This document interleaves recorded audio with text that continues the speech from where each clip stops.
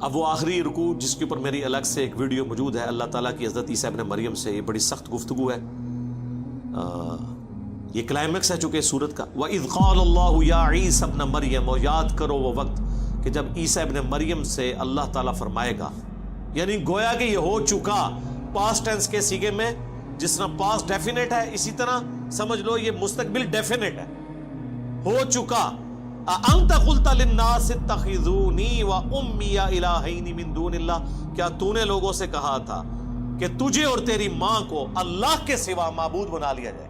اس میں پتہ چل گیا من دون اللہ کون ہو گیا؟ عیسیٰ ابن مریم بھی اور ان کی والدہ بھی، اولو العزم پیغمبر بھی 5 میں سے، اور اولیاء کی سردار بھی یعنی ان کی والدہ بھی۔ جی من دون اللہ بت ہوتے ہیں، بت بھی ہوتے ہیں، فرشتے بھی ہوتے ہیں، جن بھی ہوتے ہیں، پیغمبر بھی ہوتے ہیں، جب لوگ انہیں اللہ کے مقابلے پہ کھڑا کر لیں، ورنہ پیغمبر جو ہے وہ حزب اللہ ہے، لیکن جب اللہ کے مقابلے پہ آئیں گے تو توحید تو ننگی تلوار ہے۔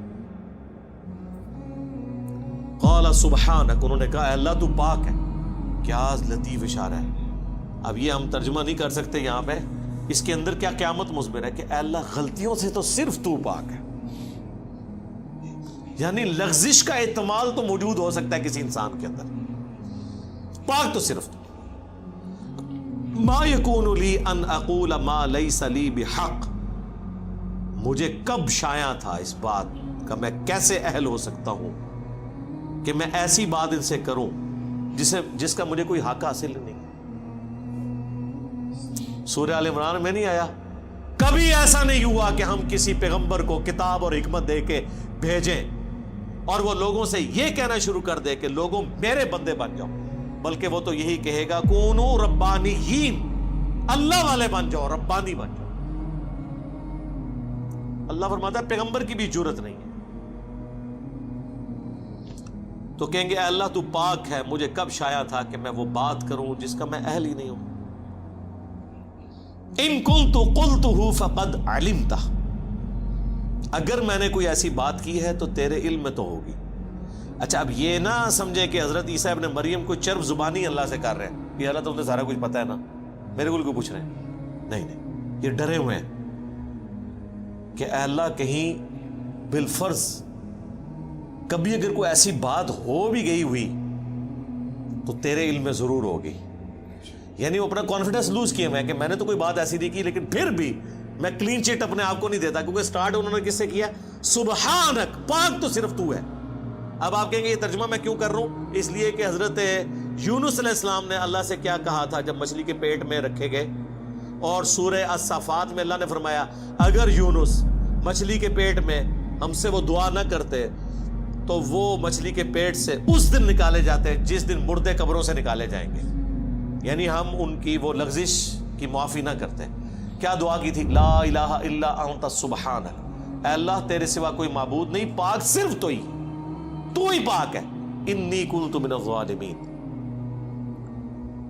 بے شک میں ہی ظالم ہوں۔ پیغمبروں کو ہم معصوم عن الخطا کہتے ہیں، پاک نہیں ہوتے، وہ والا پاک جو سبحان ہے، وہ سبحان اللہ ہی ہے۔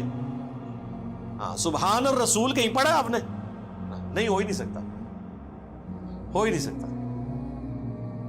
کمزوریاں ہر انسان کے ساتھ لگی ہوئی ہیں، دیکھیں جو بلٹ ان کمزوریاں ہیں اس سے تو نہیں کوئی نکل سکتا۔ اللہ کھانے پینے کا محتاج ہے کہ نہیں؟ اور پیغمبر ہے؟ سورۃ المائدہ میں ہے عیسیٰ ان کی ماں روٹی کھایا کرتے تھے، کھانے کے محتاج تھے، تو یہ کمزوری ہے، گناہ نہیں ہے، لغزش نہیں ہے، ایک کمزوری ہے ان کے اندر۔ پاک صرف اللہ کی ذات ہے، پیغمبر معصوم ہے، پاک نہیں ہے۔ اب دیکھیں اے اللہ تو پاک ہے، مجھے کب شایع تھا؟ بالفرض اگر میں نے کوئی بات کی بھی ہے تیرے علم میں تو ہے، تعلم ما فی نفسی ولا اعلم ما فی نفسک، تو جانتا ہے جو کچھ میرے جی کے اندر ہے اور میں نہیں جانتا کہ تیرے جی میں کیا ہے۔ یہ ہے وہ ڈر کہ اے اللہ تو نے اب کیا فیصلہ کیا ہوا ہے، یہ جو میری پرسش ہو رہی ہے تو اب کرنے تو کیا جا رہا ہے، مجھے نہیں پتا، تقدیر کا کیا فیصلہ ہے وہ تیرے علم میں۔ یہ کون کہہ رہا ہے؟ پیغمبر، اولو العزم پیغمبر۔ بابے تے شاہی کوئی نہیں سرکار. ایک کہندے نے جناب وہ شیخ عبد القادر جیلانی فرمایا میں تے جنت ہی نہیں جانا جب تک سارے مرید نہ لے جان. اور سرکار اتنے تمہیں کھنگن نہیں دینا کسی نے. اتنے تے پیغمبر دیکھ رہو وہ بھی کہہ رہے ہیں یا اللہ تو پاک ہے. کیتا کچھ بھی نہیں, پچھلے نے کیتا ہے. جواب دے حضرت عیسیٰ ابن مریم ہو رہے ہیں انکا انت علام الغیوب, بے شک غیبوں کا جاننے والا تو ہی ہے. دیکھ لیں علم غیب بھی کلیئر ہو گیا. مجھے نہیں پتا تیرے جی میں کیا ہے, تجھے پتا ہے, اور پھر الٹیمیٹلی پتا تو تجھے ہی ہوگا. مجھے تو اتنا ہی پتا چلے گا جتنا تو وہی کے ذریعے بتائے گا. عالم الغیب تو صرف تو ہے. ما قلت لهم الا ما امرتنی, میں نے تو صرف ان سے وہی کچھ کہا تھا جو تو نے مجھے حکم دیا تھا. امرتنی بھی, میرے ساتھ جو حکم تو نے نازل کیا, ان اعبدوا اللہ, کہ عبادت کرو اللہ کی, ربی و ربکم, جو میرا بھی رب ہے اور تمہارا بھی رب ہے. میں نے تو توحید کی بات کی, اپنا رب بھی تجھی کو مانا اور اسی کی تبلیغ اپنے ماننے والوں کو کی. وَكُنْتُ عَلَيْهِمْ شَهِيدًا مَا دُمْتُ فِيهِمْ, اور اے اللہ میں اس وقت تک ان پر گواہ تھا جب تک کہ میں ان کے اندر رہا. فَلَمَّا تَوَفَّيْتَنِي, اور جب تو نے مجھے پورا کر دیا. میں اپنا ترجمہ یہ نہیں کر رہا کہ تو نے مجھے موت دے دی, کیونکہ سورۃ النساء میں واضح طور پر اور سورہ آل عمران میں اشارتاً موجود ہے کہ آپ کو زندہ اٹھایا گیا. باقی تفصیل کے لیے میری وہ ویڈیوز دیکھ لیں, حیات مسیح اور نزول مسیح. جب تو نے مجھے اٹھا لیا, کنت انت الرقیب علیہم, اس وقت تو ہی ان پر گواہ تھا. یعنی میں حاضر و ناظر کوئی نہیں تھا وفات کے بعد. یہ کہتے ہیں نا جی اللہ کے نبی علیہ السلام مدینہ شریف میں قبر میں ہے, لیکن وہاں بیٹھے ہوئے ہمیں دیکھ رہے ہیں, یہاں پہ موجود نہیں ہے لیکن دیکھ رہے ہیں. لیکن عیسیٰ ابن مریم کہہ رہے ہیں کہ جب تو نے مجھے اٹھا لیا میں ان پہ گواہ بھی نہیں تھا. وَأَنْتَ عَلَىٰ كُلِّ شَيْءٍ شَهِيدٌ, اور تو ہی ہر بات پہ گواہ ہے. یعنی عقیدہ حاضر و ناظر بھی کلیئر کر دیا. کوئی پیغمبر حاضر و ناظر نہیں ہے. ہمارے نبی کے بارے میں سورۃ القصص میں آیا, نبی جب ہم نے موسیٰ علیہ السلام کو پکارا کوہ طور پہ, نہ تو آپ وہاں موجود تھے اور نہ آپ دیکھ رہے تھے, نہ آپ شاہد تھے, نہ فزیکلی موجود تھے نہ شاہد تھے, نہ حاضر تھے نہ ناظر تھے. یہ اللہ کی کوالٹیز ہیں کہ وہ ہر چیز کا احاطہ کیے ہوئے اپنے علم سے. یہ سیم الفاظ ہیں جو بخاری مسلم میں نبی علیہ السلام نے اپنے ساتھیوں کے بارے میں بولے ہیں کہ بخاری مسلم دونوں میں حدیث موجود ہے, میرے حوض کوثر پہ میرے اصحاب لائے جائیں گے, میں کہوں گا اصحابی اصحابی, یہ تو میرے ساتھی ہیں. مجھے بتایا جائے گا اللہ کے نبی آپ کو نہیں پتا آپ کی وفات کے بعد یہ دین سے الٹے قدم پھر گئے تھے. اور بخاری میں موجود ہے یہ وہ لوگ تھے جو حضرت ابوبکر کے دور میں مرتد ہوئے, منکرین زکوٰۃ بن گئے, جن کے خلاف حضرت ابوبکر کو تلوار اٹھانی پڑی. فتح مکہ پہ یہ لوگ مسلمان تھے. تو پھر میں کہوں گا کہ سحقاً سحقاً لمن غیر بعدی, ان پہ پھٹکار ہو, ان کو مجھ سے دور کر دو جنہوں نے میرے بعد میرے دین کو بدل دیا. اور پھر بخاری مسلم الفاظ ہیں, میں اس وقت وہی کہوں گا جو عبد صالح عیسیٰ ابن مریم کہیں گے. کیا پھر حضور نے یہ آیت تلاوت کی کہ اے اللہ جب تک میں ان میں موجود تھا ان پر گواہ تھا, جب تو نے مجھے اٹھا لیا پھر تو ہی ان پر گواہ تھا. اب یہ اگلی آیت, ان تعذبہم, اگر تو انہیں عذاب دے, فإنہم عبادک, تو یہ تیرے بندے ہیں, تو مالک ہے ان کا. وإن تغفر لہم, اور اگر تو ان کو بخشی دے, فإنک انت العزیز الحکیم, تو غالب ہے, حکمت والا ہے, تجھ سے تو کوئی نہیں پوچھ سکتا کسی کو بخشنا چاہے تو. اللہ اکبر. اس بات کو کرنے کی ضرورت کوئی نہیں تھی, لیکن اس ایک جملے نے مسلمانوں کا عقیدہ کلیئر کر دیا. اسی سورۃ المائدہ میں آیت نمبر 72 میں عیسیٰ ابن مریم جو دنیا میں خطبہ دیتے تھے, یا بنی اسرائیل اعبدوا اللہ ربی و ربکم انہ من یشرک باللہ فقد حرم اللہ علیہ الجنہ ومأواہ النار وما للظالمین من انصار. اے بنی اسرائیل اولاد یعقوب, عبادت کرو اس رب کی جو تمہارا بھی رب ہے میرا بھی رب ہے. بے شک جس نے اللہ کے ساتھ شرک کیا اللہ نے ایسے شخص پہ جنت حرام کر دی ہے اور اس کا ٹھکانہ آگ ہے اور وہاں اس کا کوئی مددگار نہیں ہوگا.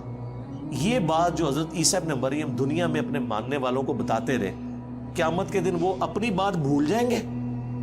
اس جملے سے تو یہی لگ رہا ہے کہ اے اللہ اب یہ تیرے بندے ہیں, چاہے انہیں عذاب دے چاہے انہیں تو بخش دے. جبکہ دنیا میں تو عیسیٰ ابن مریم یہ کہہ کے گئے تھے جو مشرک ہے اس کا ٹھکانہ جہنم ہے, اس پہ جنت حرام ہے, یعنی بخشش کوئی نہیں اور کوئی مددگار بھی نہیں. اور یہاں عیسیٰ ابن مریم تو مدد ہی کر رہے ہیں, گویا کہ سفارش کر رہے ہیں کہ یا اللہ تیرے بندے ہیں, چاہے بخش دے چاہے عذاب دے. تو یہ اللہ نے میرے پہ حکمت کھولی ہے, میں نے کہیں اس بات کو نہیں پڑھا, اس طرف اشارہ, اور مجھے بھی کچھ عرصہ پہلے یہ دماغ میں بات آئی کہ جان بوجھ کے اللہ نے ایسا کیا ہے کہ تاکہ اگر کسی کو وہم ہے نا کہ یہ دنیا میں ڈرانے کے لیے باتیں تھی, آخرت کوئی نہ کوئی جیک لگ ہی جائے گا, کوئی بابا پھڑ کے کوئی زبردستی یا اللہ من وضو کرایا سی نے تو انہوں نماز نہیں آتی تو وضو نے کہ کرایا ہونا اے بے تے پڑھتے رہے, عربی سیکھی نہیں ہوئی. تو اللہ نے یہاں کلیئر کر دیا کہ اولو العزم پیغمبر جو 5 ہیں سورۃ الاحزاب اور سورہ شورى میں, محمد رسول اللہ, ابراہیم خلیل اللہ, موسیٰ کلیم اللہ, عیسیٰ روح اللہ اور نوح علیہ السلام علیہم السلام اجمعین.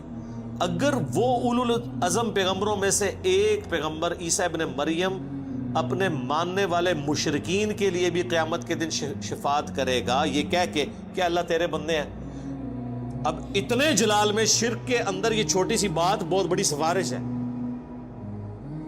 اس کے اوپر ذرا توجہ کریں. اس میں تو جواب یہ ہونا چاہیے تھا کہ عیسیٰ تجھے نہیں پتا کہ مشرکی کیسے تم سفارش کر رہے ہو, لیکن یہ اس لیے وہ کریں گے, اور اللہ نے قرآن میں ہمیں پہلی فلم چلا دیا ہے کہ اگر عیسیٰ ابن مریم بھی سفارش کرے کسی مشرک کے لیے تو سفارش قبول نہیں ہونی, تو بابے تے شاہی کوئی نہیں کہ کسی نو باؤں بڑھ کے جنت اچ لے جان گے.